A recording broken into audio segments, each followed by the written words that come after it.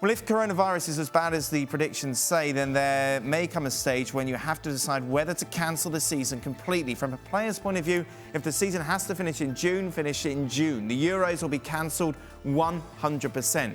We're happy to play up until September if the season extends to then, if that's how it has to be. That's our job.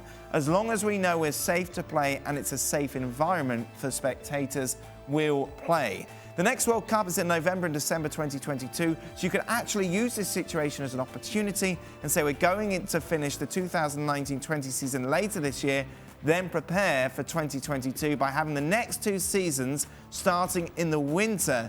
There are different things the game can look at. Gab, that makes sense, doesn't it?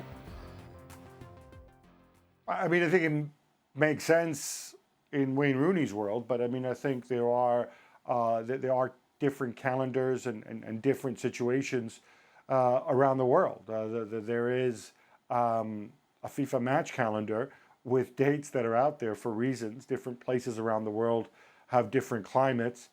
I think he's right in saying that, in voicing his concern at the fact that, it took Mikel Arteta testing positive for football to be stopped in this country. Absolutely, 100%.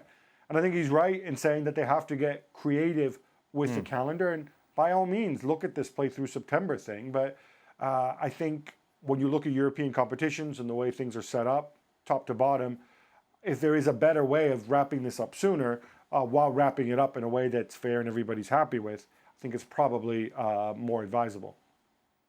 What do you think? I'm surprised to some degree that Wayne Rooney was as dismissive as he was about the Euros and say, they'll be cancelled 100%. And it's almost, he might have meant to say they'll be postponed. Yes. Yeah. Instead of cancel, because this is a major tournament, a major competition. And really, next to the World Cup, the Euros are it. And so you don't just go around saying, we're just going to cancel it because, as Guy just alluded to, there are many interests and many people that have a piece of that pie and the Euros, and they want the tournament to go ahead. Ideally, it would be as previously scheduled, but probably that doesn't seem realistic now. The postponement of the Euros, I think that makes a whole lot more sense. As to what they do in terms of how far they go into playing the season, I think his larger point is we want to finish the season out. Yeah. Whatever it takes to finish the season out. But that may not be dependent upon what the players wants to do. It's dependent upon what the reality of the coronavirus is. And we don't know where we're going to be. We don't know where we're going to be in May. We don't know where we're going to be in June. And so that changes the dynamics as to how you see and evaluate the current situation. I think it makes a lot of sense. And I'm going to go with postponement as opposed to cancellation.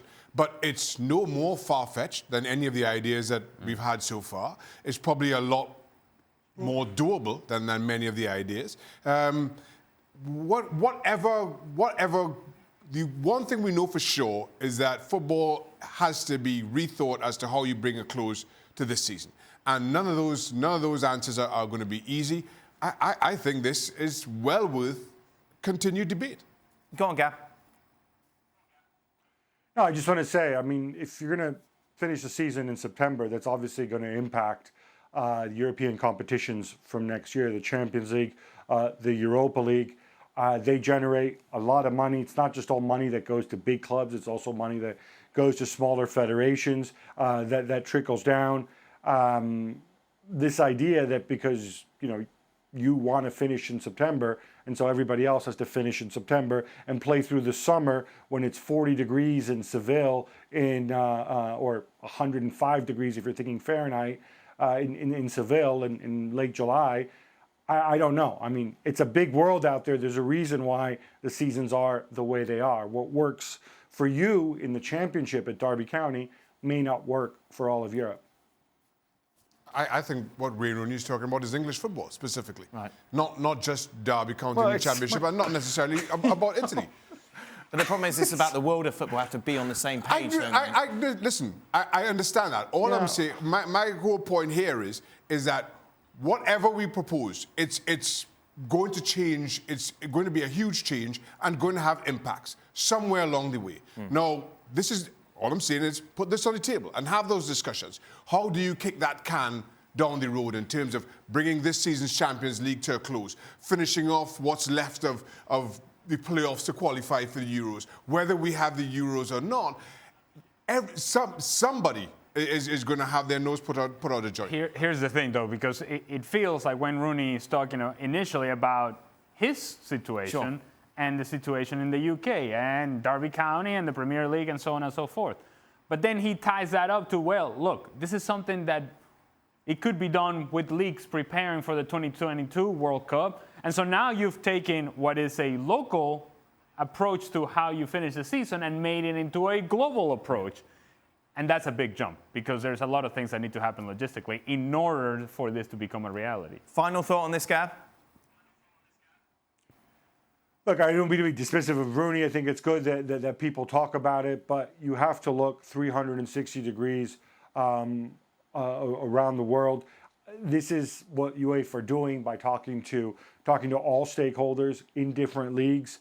Look at different solutions, but I think the best solution, if it's at all workable, and it may not be, the best solution is wrap up the 2019-2020 season by August 1st, by July 31st, by July 1st, whatever it is, if you can, and then worry about what comes afterwards after. Because I think that has to be the most important thing football-wise once we get a handle on the pandemic.